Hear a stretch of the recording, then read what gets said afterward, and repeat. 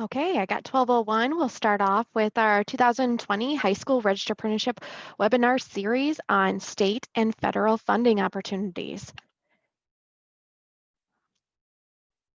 Oh, there we go.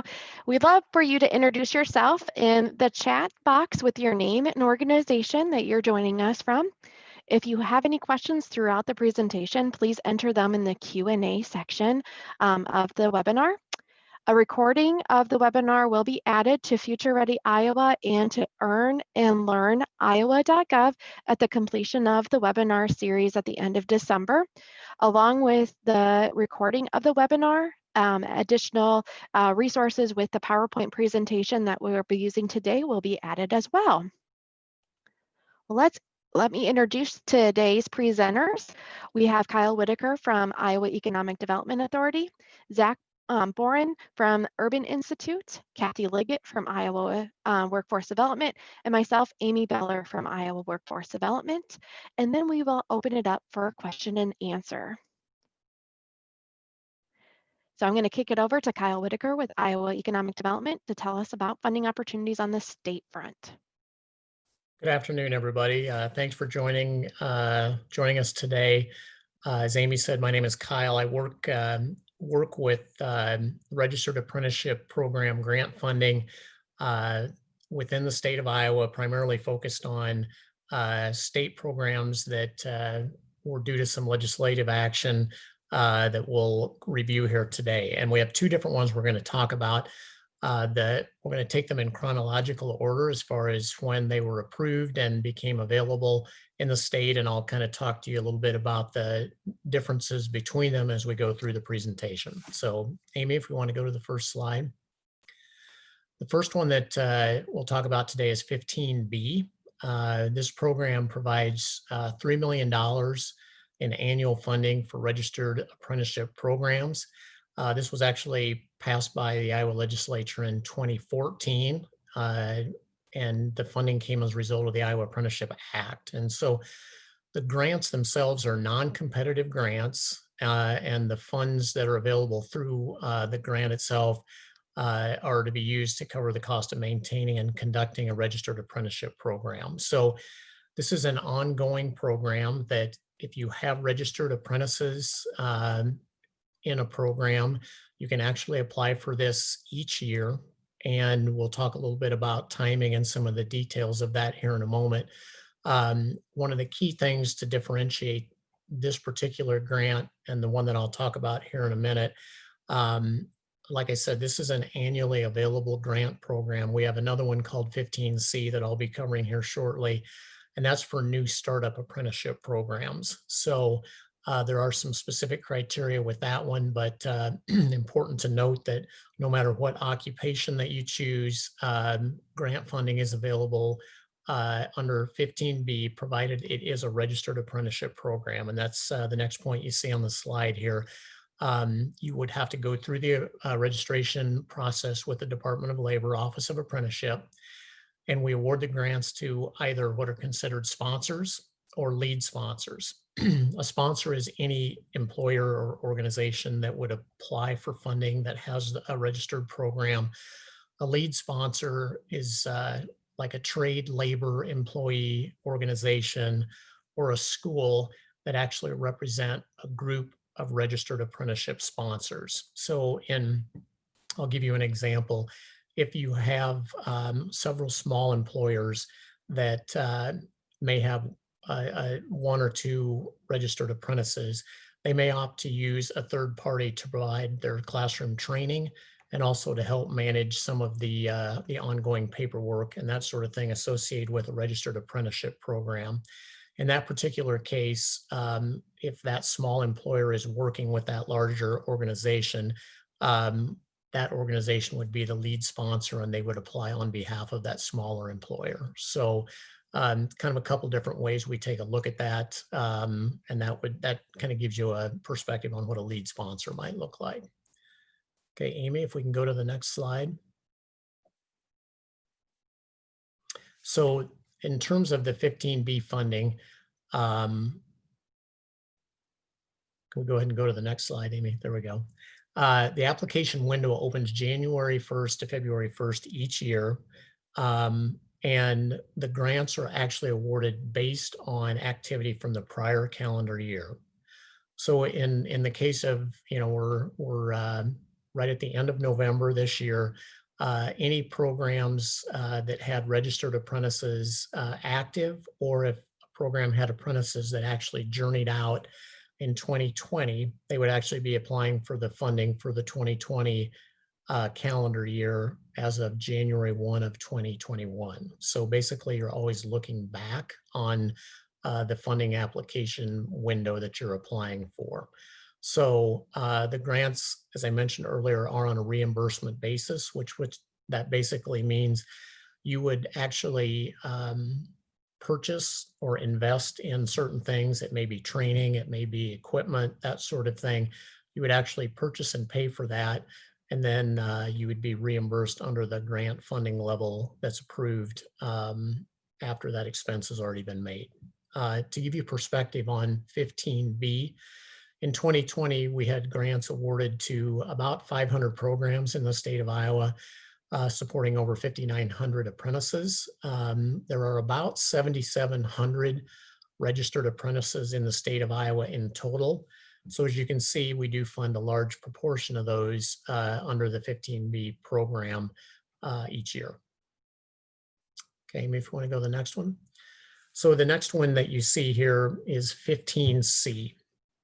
And this particular program was approved by the Iowa legislature in 2018.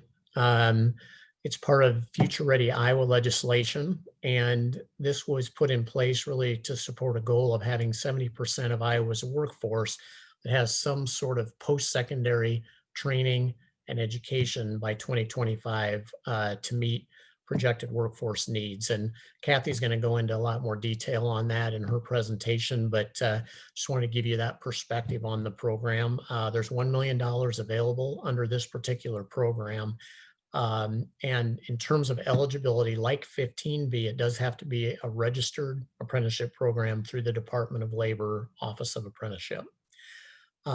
What's unique and a little bit different with this particular program is this provides a higher level of funding than what you would see annually from 15B.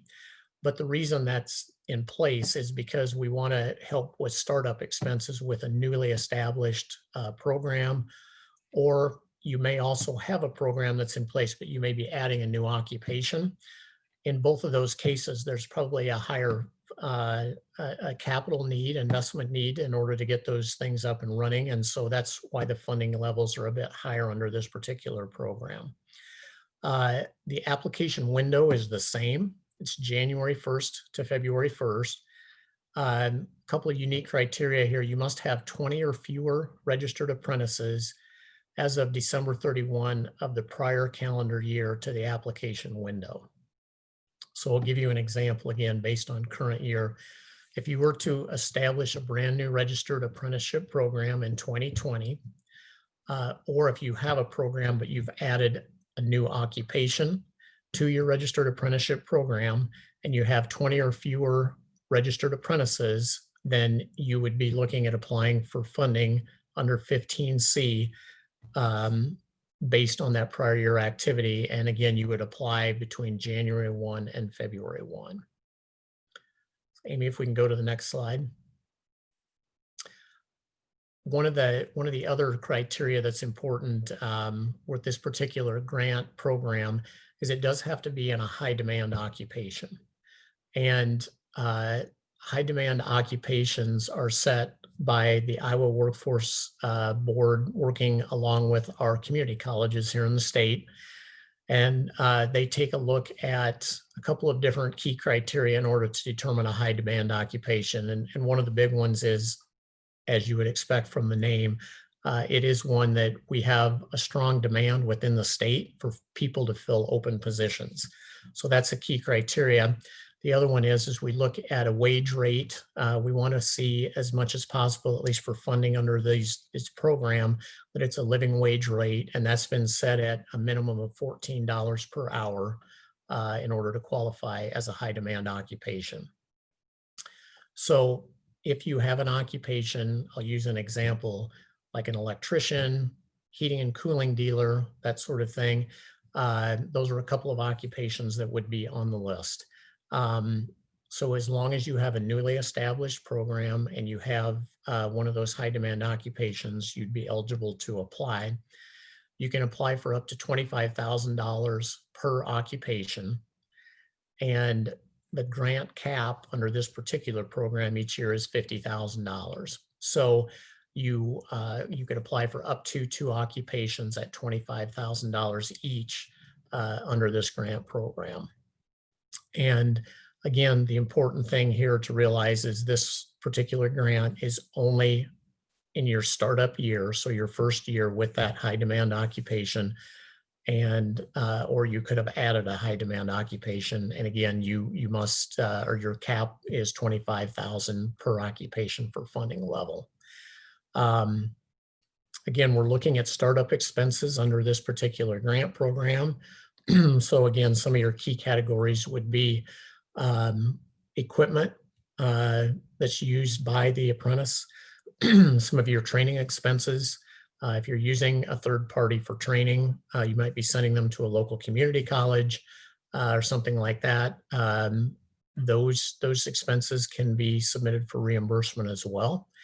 And also, if you've got on-the-job training and you've got some of your employees that might be working with that apprentice in the field, actually the expenses associated with that employee, their wage rate is something that can be reimbursed as well. So I think those are probably the key points I want to make under 15C. If we want to go to the next slide, Amy, we'll kind of talk about some of the similarities and differences between the two programs. In the case of 15B and C, both, as I mentioned, must be a registered apprenticeship program through the Department of Labor. The application window is the same, which is January 1 to February 1 each year. Both are reimbursement grants. So once the grant is awarded, then you will receive a contract that you'll sign from IEDA, and then you'll be able to start submitting expenses, and we will reimburse based on those expenses. And also funds for either of the programs can be applied toward pre-apprenticeship program expenses. So those are kind of the similarities group. As we look at the differences, first of all, you can apply for funding under 15B and 15C in the same fiscal year for the same program. Applications can only apply for 15C grants in the calendar year where the eligible occupation was established. So again, that's part of that applying 15C when you've got a newly established or startup program. 15B grants can be applied for year after year. Again, the criteria is that you must have active or recently completed apprentices in that prior calendar year in order to apply. If you're not sure which to apply for, you can certainly reach out to me. My contact information is at the end of this presentation, and I'm happy to work with you and kind of talk about eligibility. You can look at the high demand occupations list and determine if 15B or 15C is the correct grant program for you to apply for. One last nuance in terms of where people reside. Under 15C, 70% of your apprentices must reside in the state of Iowa. And under 15B, all apprentices do have to be Iowa residents in order to be counted under that program. Okay, and I think with that, that's everything I had about 15B and 15C funding. If you are looking for more information, we do have a website, iowaeda.com. If you go there and go under Grow and then under Apprenticeships, you'll find the information that we talked about here. There's more detail on each of the programs. That list of all of those high demand occupations is out there as well if you're interested in taking a look at that. You can also reach out to me. Again, I'm the Apprenticeship Project Manager at IEDA, and my email you can see on the screen. So with that, I will turn it back over to Amy. Thanks. Thank you so much, Kyle, for walking us through some state funding opportunities. We are so thankful to have these funding opportunities within the state. We are very fortunate that our legislature and our governor has been richly providing funding for registered apprenticeship for many, many years. So now we're going to turn it over to Zach Boren. He is the Senior Policy Manager for Urban Institute. He's been a great partner the last several years of funding and helping us grow youth apprenticeship within the state of Iowa. So Zach, I'll turn it over to you. All right, thanks, Amy. I'm Zach Boren, glad to be here. Glad to be continuing our work in Iowa. If you're not familiar with Urban Institute, we are a research-based organization. We're located in Washington, D.C. However, we're creating apprenticeships really all over the country, and we're so happy to be doing some of that work in Iowa and have the partnership with the governor and the Department of Labor and the Office of Apprenticeship to be able to do that work. We'll go to the first slide. I'd like to cover a little bit about, we'll go to the next slide, talked a little bit about Urban Institute. Our work on apprenticeships, we have a couple of different projects we're working on. I'm going to cover two of those today. One is the Youth Apprenticeship Intermediary Project, which what is an intermediary? It's someone who helps companies and organizations and schools help start registered apprenticeships. So we're really in the game of helping organizations really get accelerated on registered apprenticeships in the youth space. Talk a little bit about what that looks like. I'm also going to talk a little bit about the Apprenticeship Expansion and Modernization Fund. Again, both of these projects are funded by the U.S. Department of Labor. One, the youth project really focuses on youth age 16 to 21, and the Apprenticeship Expansion and Modernization Fund really focused on tech occupations. So what does that mean?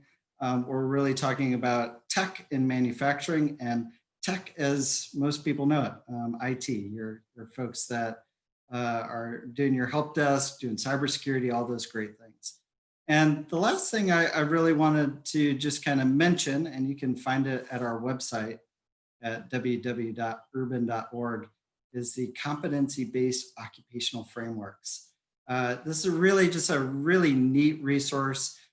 We have created about 50 of these frameworks that are approved by the U.S. Department of Labor and can be used for registered apprenticeships. So we have frameworks for the on-the-job training, the curricula that a lot of programs want to deliver, and how we teach apprentices the job in transportation, in manufacturing, logistics, healthcare, and IT. So we've done a lot of this work, and they're all nationally vetted by organizations. So really designed for the industry, with the industry in mind. So you may want to take a quick look at those.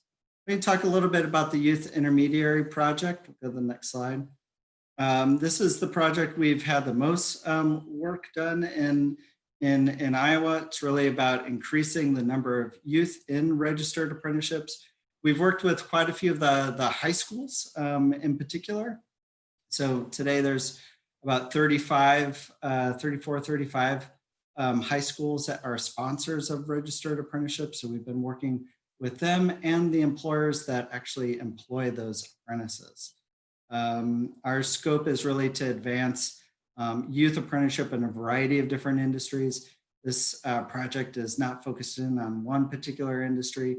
It's really focused on doing a registered apprenticeship in this specific age, 16 to 21. A lot of the programs that we've helped get started that needed technical assistance to get going used our frameworks to go ahead and register those programs. Last year, we supported about 280 new youth apprentices. So those were organizations that both were previously had registered apprenticeship programs, but also new programs as well. And this year, we're focused in on both again. So this year we're really looking at for programs that are already out there and already started, may not need as much startup money. We're doing $500 per apprentice. And for new sponsors, we're doing up to $1,000 per apprentice. And those costs can really ranges from what employers, companies, and sponsors really need. So the only thing it can't cover is wages, but it can cover the cost for mentoring. So the time you're taking a mentor or a journey person off the line and spending some time teaching that apprentice, we can cover some of that cost up to $1,000. Can cover the cost of curricula, cost of marketing, cost of instruction. We've really made it simple to really get the funding out to companies that are really excited about starting a youth apprenticeship program and being able to cover some of the costs that they have.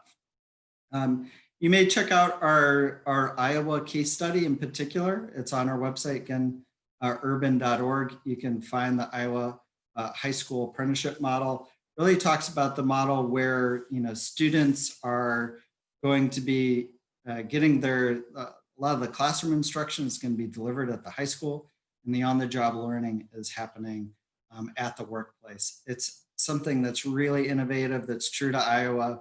We were so glad to cover it and continue to support it. We'll go to the next slide. So how can we partner? We'd love to support with technical assistance. We'd love to support with funding. Our funding covers this program year, which means June 25th of 2020 all the way until June 24th of 2021. We also are supporting companies and organizations, schools that want to use some software to be able to support their apprenticeship. This is really exciting software. It's brand new. It's made for registered apprenticeship. It's called WorkHands. You want to check out their website. It's at workhands.us, and really is a way to track the on-the-job training, the related instruction. Really gives you an opportunity to also help your apprentices do some of that tracking as well. We know a lot of apprenticeship sponsors and programs are doing this on Excel. It can get really unwieldy when you're thinking about reporting. They've made it super simple. We're trying this out this year. We've gotten great results so far. Would love for more folks to try it out and see how it works. All right, next slide. So these are some of the partners we worked with over the last year. Lots of folks know John Deere and Weiler and Eckhart, and we're glad to continue some of that work. We've been mostly in manufacturing, but certainly are looking to build youth registered apprenticeships in a variety of different fields. All right, next slide.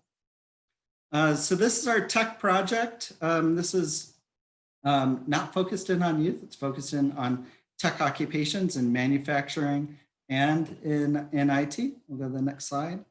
It's a 3-year project, goes until July 2022. It's very similar to the project we're working on in youth. We provide technical assistance, we provide funding to support tech companies or manufacturing companies to train registered apprenticeships and registered apprentices in those fields. We've already created about 1,000 apprentices just over this last year from about 12 different employers. And this year we're really focused in on starting new programs. So if you're you haven't started your registered apprenticeship program, you're thinking about doing it, you're in the manufacturing or IT space, I think this is a terrific opportunity to really get started and to be able to deliver on the program that you want to create. We'll go to the next slide.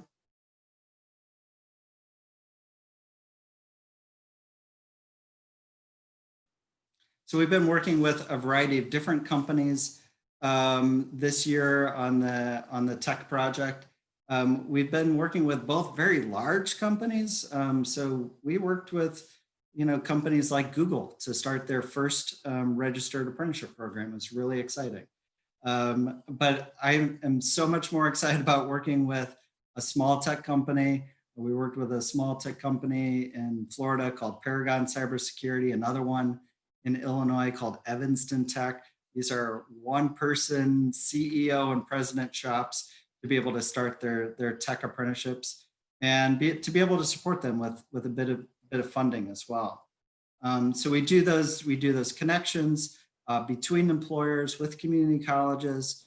We help register. We're really focused in on providing technical assistance and creating a quality apprenticeship with you. And we provide what we call modest funding. It's about a $5,000 per apprentice, which can cover, again, a lot of different costs. Mostly we're going to be covering, like the youth project, we're going to cover a lot of companies, like the fact that we cover the cost for mentoring, the cost for tools, the cost for recruiting. And then you invoice us. We've, again, made it pretty simple to be able to do this process through a letter of agreement we process here. And then you invoice us as you incur those costs. We'll go to the last slide. I think if we have a last slide. Yeah. But we haven't done, a lot of the work with this tech project has not happened in Iowa. We'd be thrilled to continue that work here. You can find some of our websites here. We're going to be posting to the IDEA website later, so you can find this information, but feel free to email me directly, zboren@urban.org. If you're interested to learn a little bit more about what these projects look like, I've put up a couple of our websites. The tech apprenticeship website basically has your general information there on what the project looks like. The youth apprenticeship project is a little bit more interesting. There's some cooler features on that site, some marketing materials if you're interested in using those, downloading them for free. And if you're a school that wants to attract apprentices or attract employers to your new apprenticeship program, really encourage you to download some of those materials. They're really flashy and cool. So, and really proud of some of the work that we've been doing. So I'll leave it there. Thanks so much for having me. Thank you so much, Zach, for lending your expertise on the different programs that Urban Institute can help fund. Zach has been a great partner on our expansion of our high school registered apprenticeship programs, and we look forward to working with him in the years to come. Now we're going to turn page back to Kathy Liggett. She is our FutureReady Iowa policy advisor. Kathy, I'll turn it over to you. Awesome. Thank you. Good afternoon, everyone. And I am going to just go through a quick, as some of you have seen me before, a quick overview of FutureReady Iowa, because I always do that when I get a chance to talk about any funding or any other aspect of FutureReady Iowa, because I really want people to understand what it is and why the state is embarked on FutureReady Iowa. So Kyle talked about this a little earlier. Thank you, Kyle. That our goal is 70% of Iowans workforce in the workforce will have education or training beyond high school by 2025.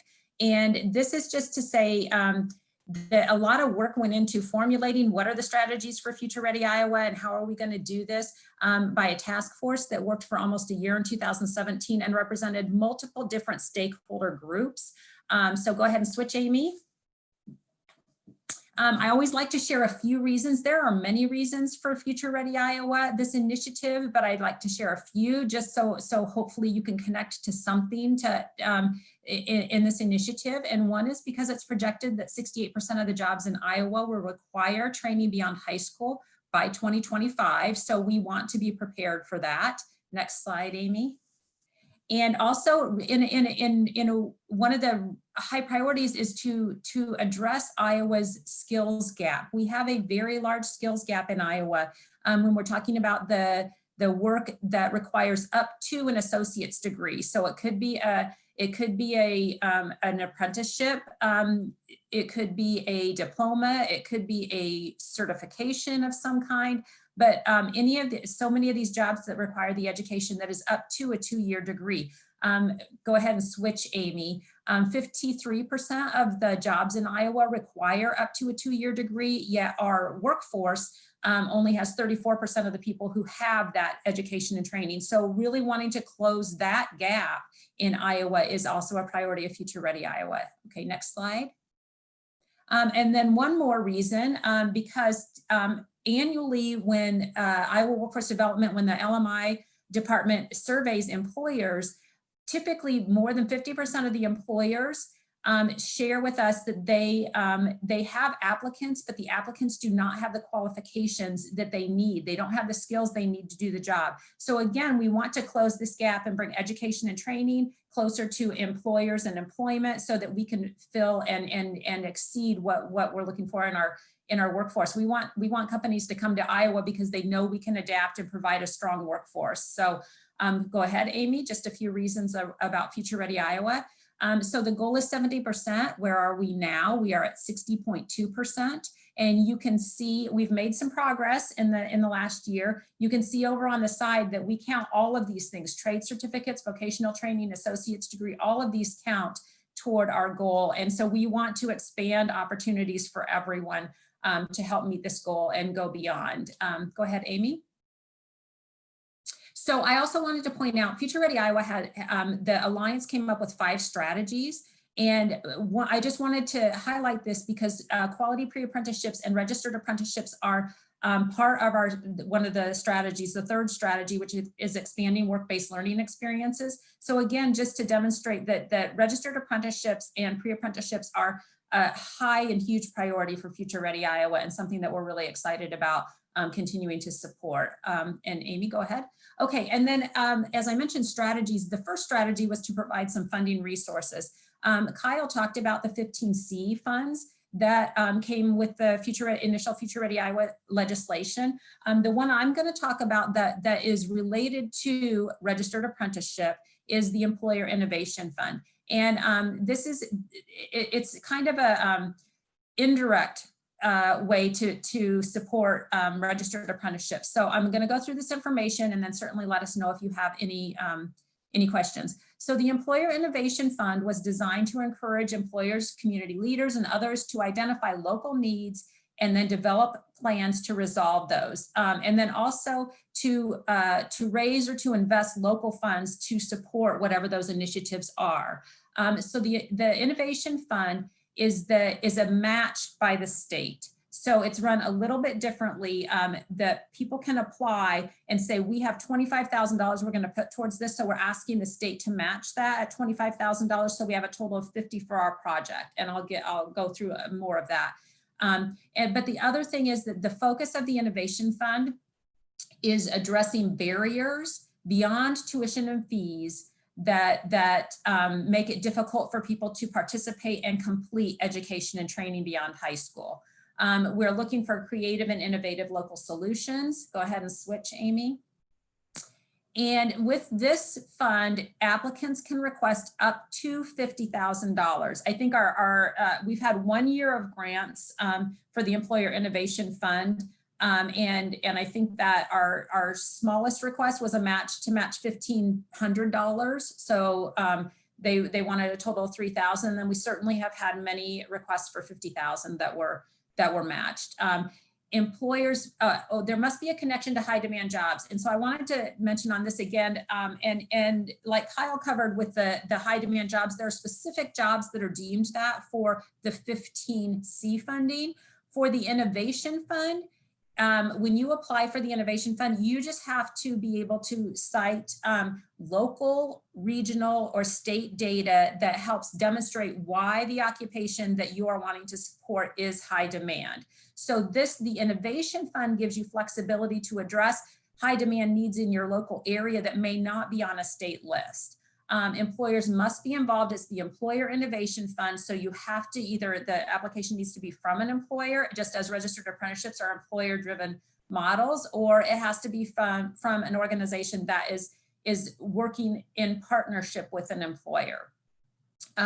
When you do apply, we cannot match state or federal funds. So this matching is for employer dollars or privately raised dollars. And then approved applicants must spend your local dollars first, and then you request the state match. So, and it is not, this is not a reimbursement. So you're not, let's say we have an applicant who applied for, says we have $25,000, we want to match a $25,000 for a total of $50,000. If that's awarded, that applicant needs to spend their $25,000, then they send into IWD the receipts and documentation that they have spent it on that project and request their check, and IWD then sends them $25,000 to complete the remainder of their project. They still have to report on what they did and how those funds were spent, but that's the way that this is intended to work. Go ahead and switch slides, Amy, please. Okay, so what expenses related to registered apprenticeship programs can this fund support? And what you're going to look at is to address barriers that participants have to participating in a registered apprenticeship program. We can't, this is not direct funding for what is typically paid for a registered apprenticeship program in the other funds that were talked about. And because we have those other, we have 15B, we have 15C, so we're not duplicating that, but I've put some examples of here of things that could be supported through the Innovation Fund. So if you have a registered apprenticeship program and you're trying to grow it or to get more people in it, or you're finding that childcare, transportation, whatever those type of things are becoming a barrier for people getting into or participating in the program, then these are things that could be funded through the Employer Innovation Fund. And as well, I've heard over a series of different or months, people really looking for funding opportunities for quality pre-apprenticeship programs or pre-apprenticeship programs. The Employer Innovation Fund is something that you could use to establish a pre-apprenticeship program or to support it in some way. So I wanted to put those two things. So those are the focuses for the Employer Innovation Fund. And an example I wanted to give you is we funded, during our first year, we funded an employer who translated all their materials into Spanish and then hired instruction for classes to help their Spanish speaking employees strengthen their English, because in order to get into the registered apprenticeship program, it had to be in English. So that's an example of a barrier that employer then said, hey, I'm going to put some money up, can the state match it to help us do that? So that's just, for example, an example of the type of thing I'm talking about. Okay, Amy, go ahead and switch it.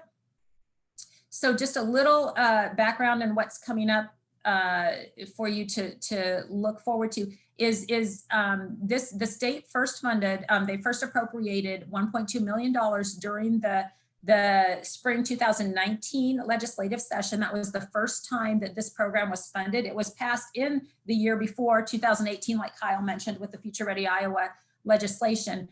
So we've been through one round of innovation funds, which has really awesome. We ended up giving all 1.2 million awarded, with many more applicants by the end being a first year than we could fund, which is good. And that's what we want, because this gives you a lot of flexibility. So funds were again appropriated during the 2020 legislative session at level funding. So again, 1.2 million. However, right now, because of the coronavirus, as everybody knows, that has just thrown everything timelines. Some things could be done, some things couldn't. We had to make adjustments. So I do not have a timeline and or a specific amount to share with you right now in regard to the Employer Innovation Fund for the funds, the level, the funding that was appropriated. We have not put that proposal opportunity out there because of the COVID. We've been doing with the coronavirus relief funds and all of those type of things. So this has not been posted yet. And will it be posted? To be honest, I don't know.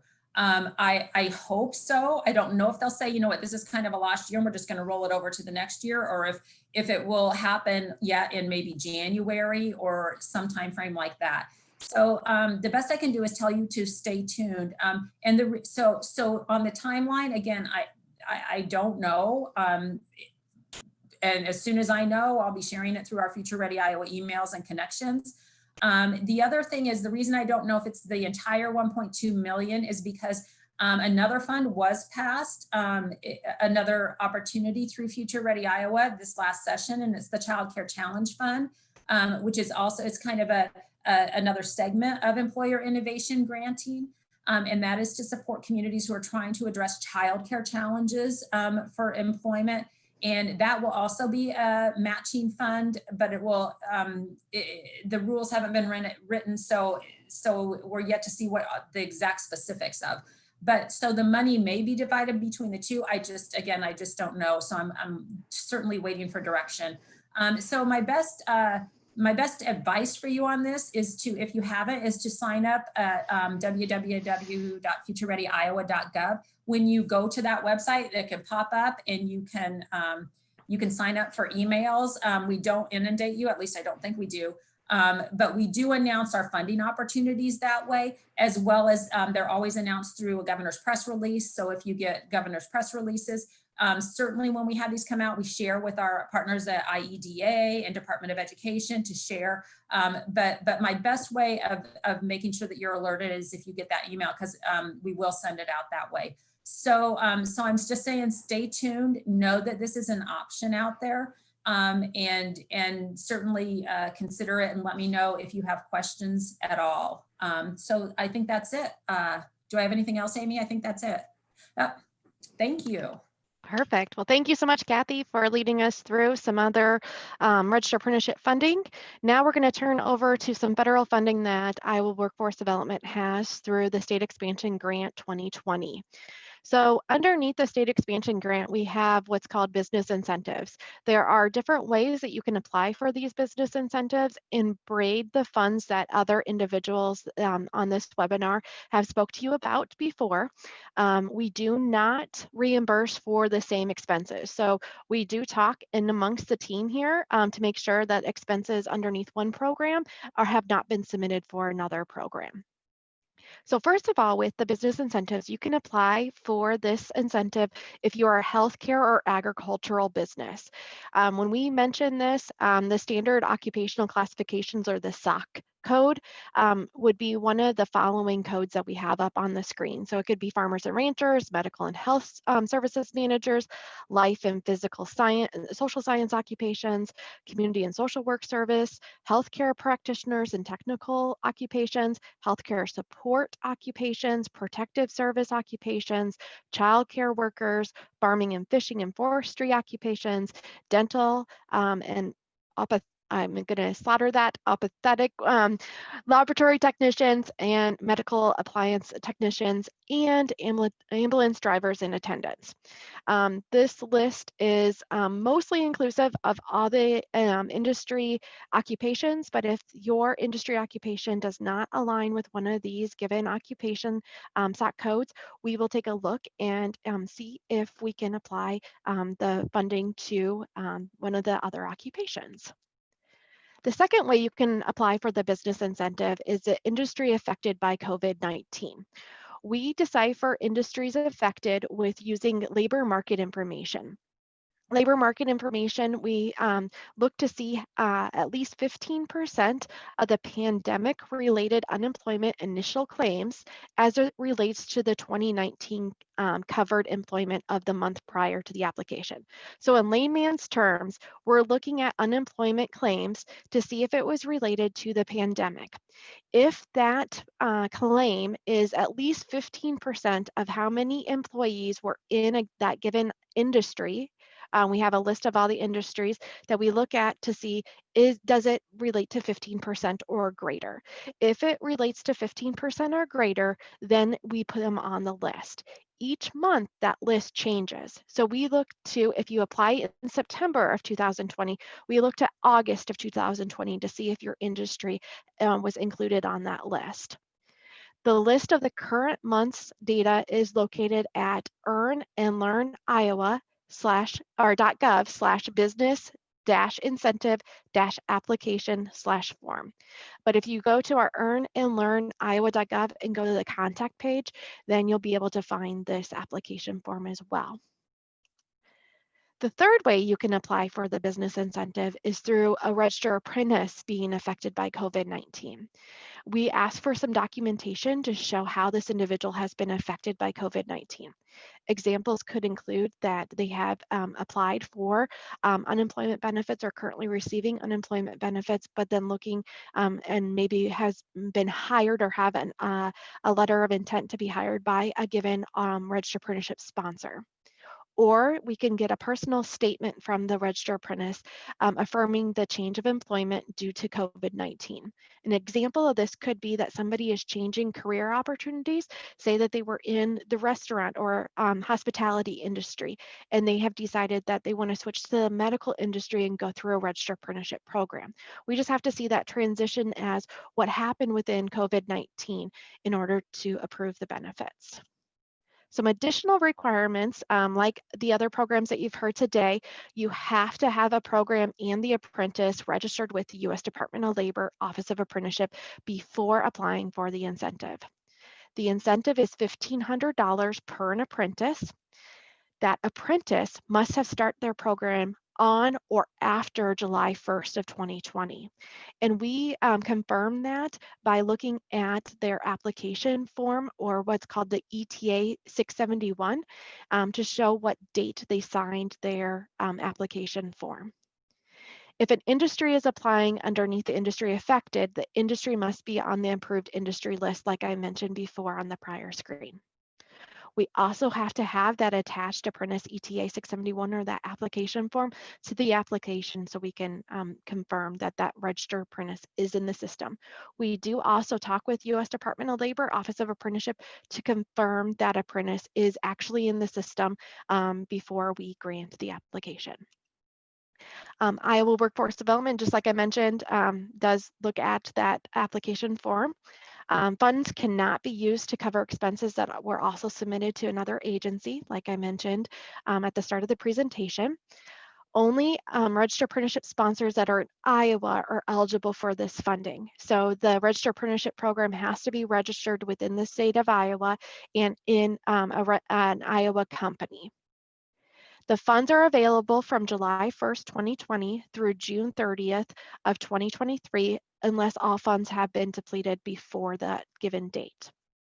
The construction industry, if you are applying by an industry affected by COVID or apprentice affected by COVID, we are limiting only 100 applications for the incentive payment for this given industry.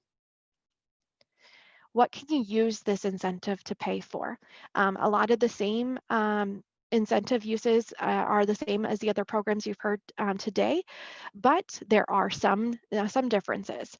Related training instruction can be paid for, or RTI, of the registered apprentice. Salary of the RTI or registered related training instruction instructors can be provided if the training is provided in-house. So if your educator is getting paid and they're actually providing that related training instruction like most high schools do, we can help pay for some of that instruction up to $1,500 per an apprentice. So we would look to see how many apprentices you have in your class and take that times the 1,500. We can also support the on-the-job training to reimburse 50% of the registered apprentice wage or the mentor's wage. So that's a little bit different than the other federal and state funding opportunities that we have spoken about before. We can pay for that wages, and we ask for the if you're applying for that incentive would go back to the business. It does not go directly to the apprentice or to the school. It would go to that employer that is hiring that individual for the OJT. We can also pay for supportive services, which may include, but it's not limited to, transportation, childcare, dependent care, and housing related needs. And then we have tools and other OJT components of the registered apprenticeship program.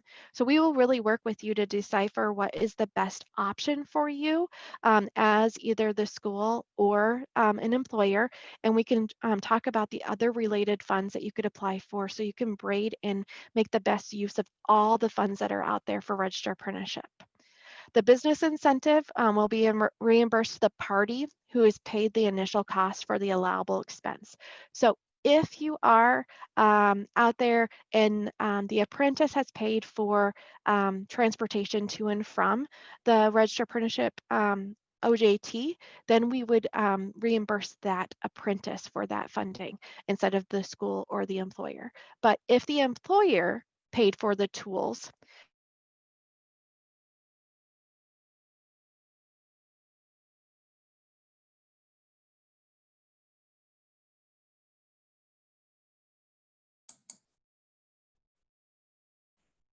some of the great funding that we have in the state of Iowa, we're going to open it up to questions. Greg, what questions are coming in?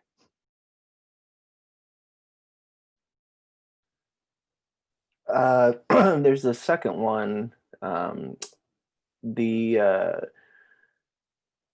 question was asked if the role of the Urban Institute's role in Iowa.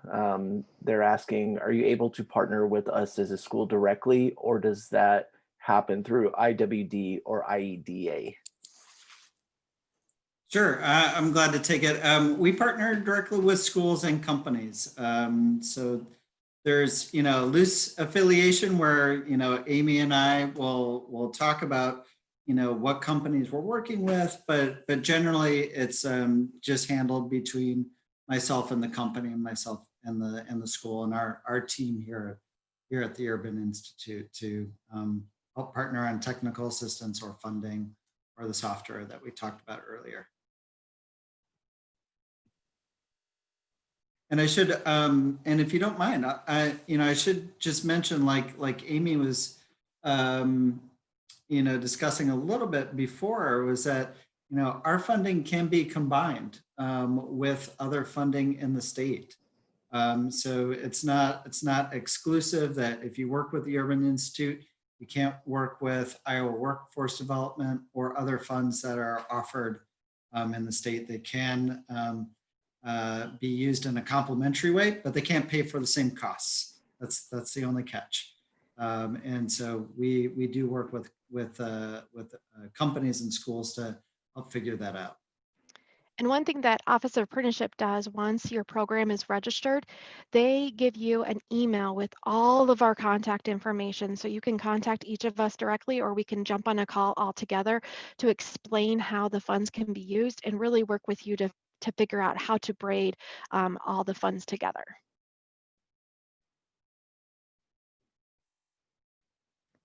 Greg, do we have any more questions coming in? Yes, the next one question is, a wage requirement was mentioned earlier by Kyle. Can you remind me what the hourly minimum is? Also, is that wage requirement to apply to the urban programs or just the 15C? You bet. I'm happy to take that one. So the wage rate requirement that I mentioned, that's something that the Iowa Workforce Board, along with the community colleges, uses as a guiding light to determine if a high demand occupation for 15C basically is on the list or not. And they're looking at an average wage rate across the entire state within that occupation itself. So it's nothing that I guess an individual that's applying has to be concerned about. It really is used as a guiding light to determine whether or not an occupation is actually on that list or not. And as I mentioned, you can actually view that list of occupations on the IEDA website for apprenticeship, and that'll give you a sense of whether it's there or not. So nothing that has to be of concern for an individual employer. And Zach, do you want to answer to the Urban Institute? So we don't have specific wage requirements. We follow the federal regulations for registered apprenticeship, which require a progressive wage. Outside of that, we don't set wages. We talk to employers about what they'd like to pay in a registered apprenticeship program. It's a minimum of the state minimum wage, and then a progressive wage requires a beginning wage, an increase at some point during the apprenticeship, and an exit wage. And so that's how we generally look at the wage requirements. But if you're a registered apprenticeship program, you're already following those wage requirements. Thank you, Zach and Kyle. Greg, are we having any other questions come in? Those are all the questions at this time. Perfect. Well, I want to thank everybody for jumping on this funding webinar series. I hope you found some different funding opportunities that you may not have known about before. Again, please reach out to us. We'll help you with all the nuances of the state and federal funds. We are the experts, and we are really wanting to help you through that process. I just wanted to make a few programming notes. Our next webinars that are coming up are Wednesday, the December 9th. We're going to be going over CTE instruction requirements and register apprenticeship. And then on Tuesday, December 15th, we're going to be talking about some promising practices of current high school registered apprenticeship programs and their employers. So if you have any questions on how to register for those programs, you can email amy.beller, B as in boy, ELLER, at iwd.iowa.gov, or you can go onto our FutureReadyIowa.gov website as well. So thank you again to our presenters, and thank you for coming on to this webinar series today, and we look forward to having you at a later webinar. Thank you.